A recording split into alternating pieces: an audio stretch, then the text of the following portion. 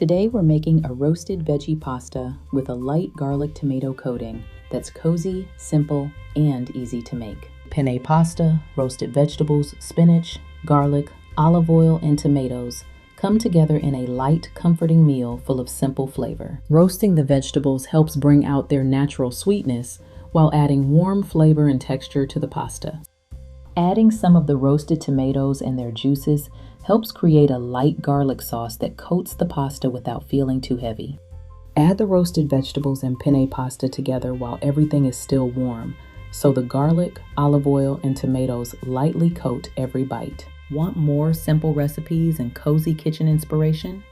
Visit the Yum Shop and join Yum's Kitchen. Light, warm, and full of roasted flavor in every bite. Before you go, you'll find the full recipe in the pinned comment.